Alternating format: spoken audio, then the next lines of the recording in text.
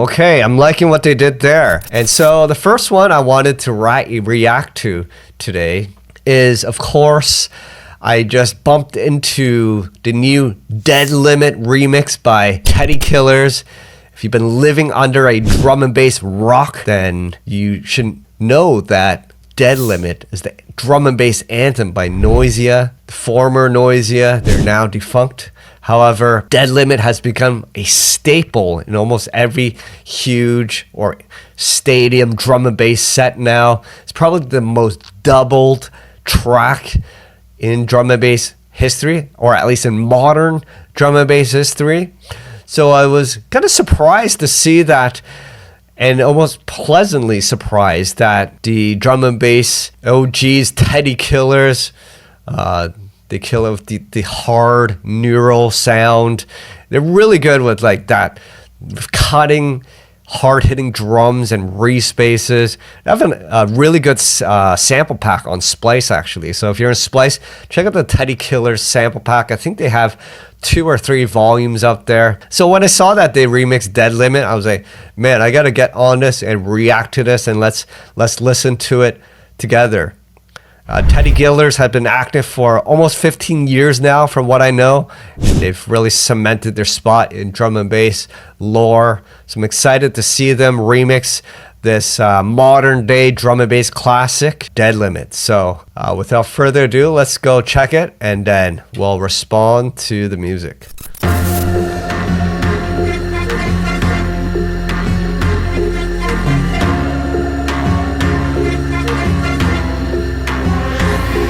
Right off the bat, I like what they've done. So that intro, that anthemic intro, I think that's a guitar strum or some kind of synthetic guitar strum. They did something to it. It sounds a bit different.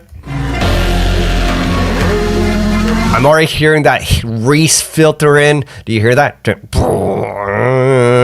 So interesting, they've decided to filter that in. Let's listen to that again.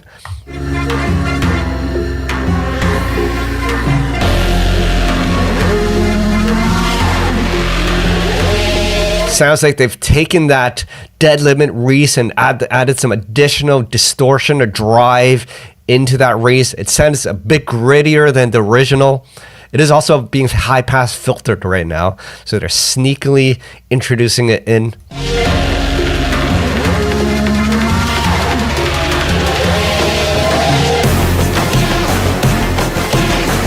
Okay, I'm loving the suspense this is building.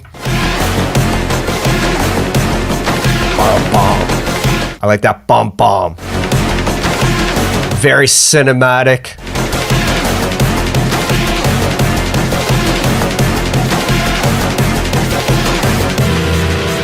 And that famous drop of that chord, that's your cue that something disgusting is about to happen.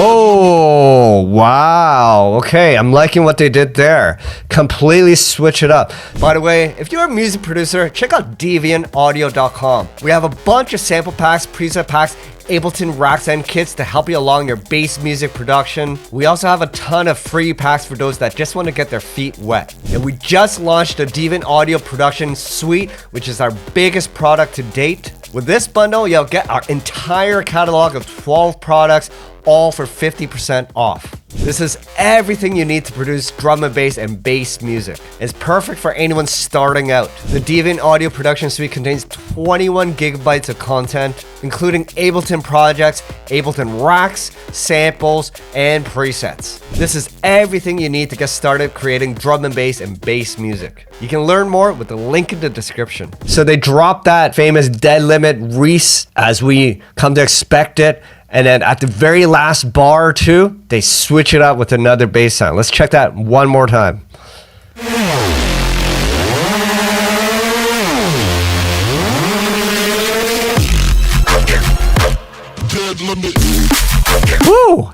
and they drop in a Dead Limit vocal. I wonder if that is an AI voice. Teddy Killerz, let me know what's up.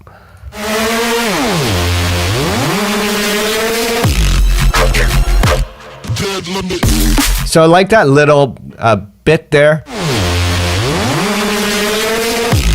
So that first hit sounds like it could be even a sample of that original Reese, and they just cut it up and maybe add a pitch bend to it and then filter it. Nice, I like that vocal.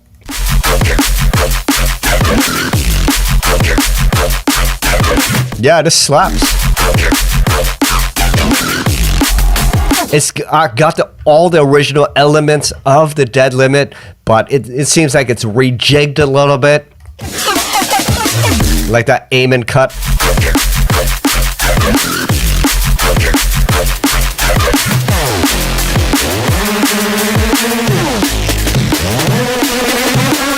Okay, I like that. They changed up the a few notes of the Dead Limit resound, that change up there. Check that once more.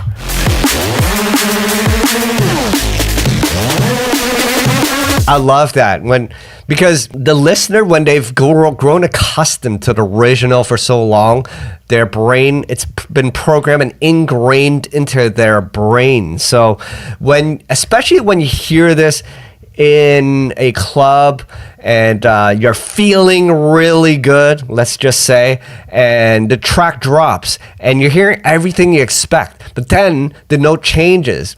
That feeling when something totally unpredictable hits you, you can't beat that feeling, especially when it drops live in a club. It's like nothing else. So nicely done, Teddy Killerz. Let's hear that again.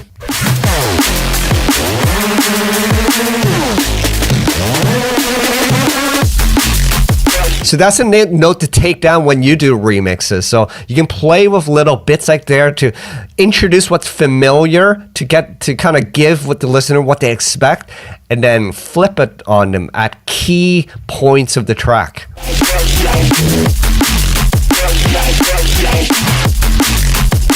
So this part, well, that's pretty true to the original.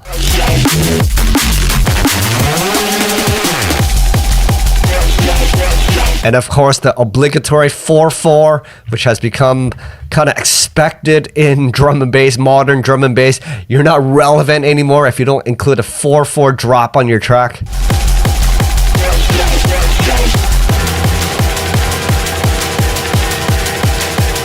Except they're missing a donk. Teddy Killerz, where's the donks at?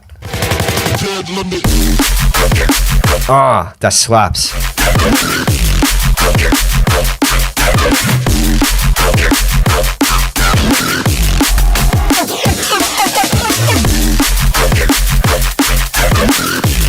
I like that aiming. I wonder where they got it.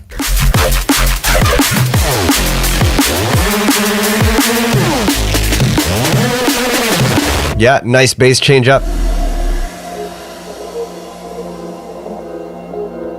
All right, and we've entered the breakdown here, something a little different.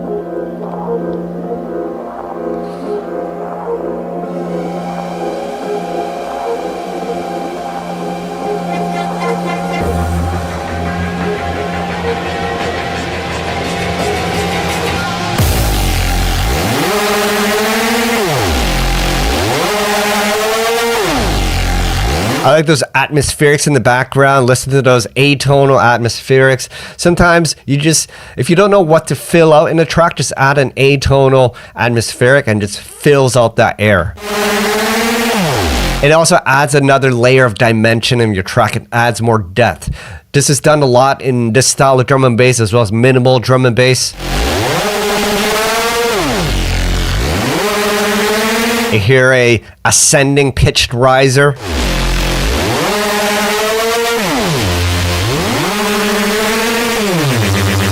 Oh, I love what they did there. So it looks like some kind of like modulation fuckery there with the Reese there. Let's check that one more time.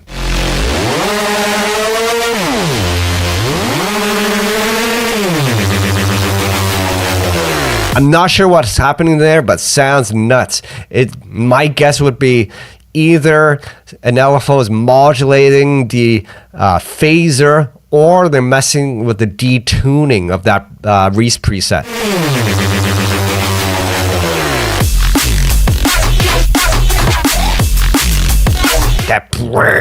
This sounds really good. That little, the first hit of that bass.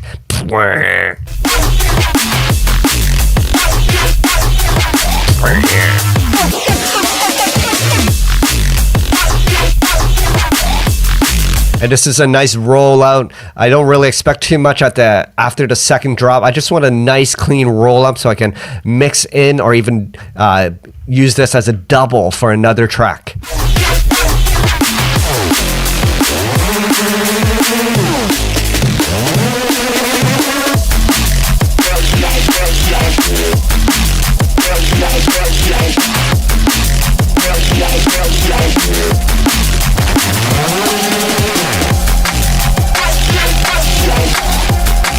I like this section is they drop the snare. It's just a kick and clap.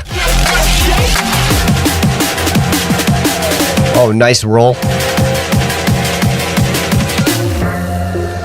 Get used to doing interesting rolls instead of just kick rolls or just snare rolls. Do a little interesting kind of like rock and roll influence rolls here.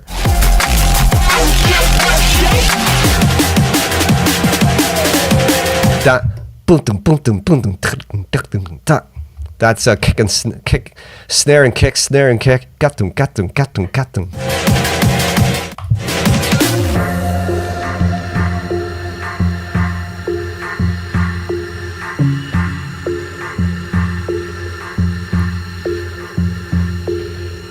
I like that they didn't just end the track there. They added a bit of an outro. For such a classic, you gotta do it justice with making this a masterpiece on its own. I think Teddy Killerz have done this track justice.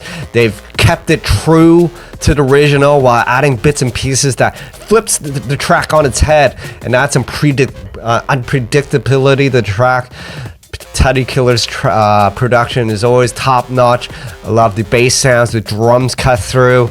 Definitely going to be in my crate. I'm going to be playing this in my sets in the near future. So check this out. It's out now. You can follow Teddy Killerz and check out their sample packs.